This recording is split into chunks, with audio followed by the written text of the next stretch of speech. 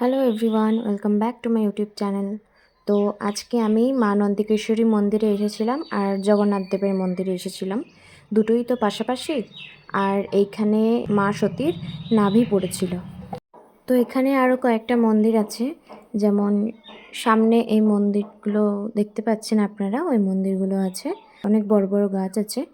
আর এটা দেখুন গণেশ ঠাকুর, একটা গাছের মধ্যে গণেশ ঠাকুরের আকার হয়েছে, তো সেটাকে এখন পুজো করা হয়। আর এটা হলো শ্রীরাম, মাতা সীতা আর লক্ষ্মণ দেব।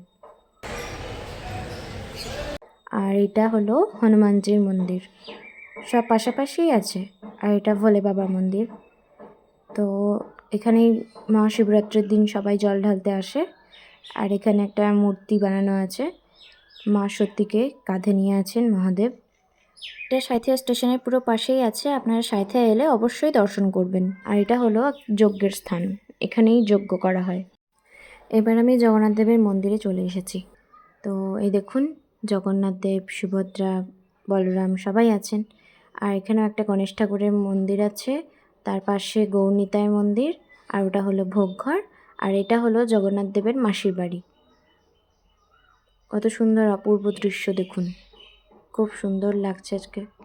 আর এই দেখুন পাশে পাশে অনেক পুজোর জিনিসপত্র কেনার বা পট কেনার দোকানগুলোও আছে, আপনারা কিনতে পারেন। আজকে এই পর্যন্তই থাক, দেখা হবে পরের ভিডিওতে, বাই।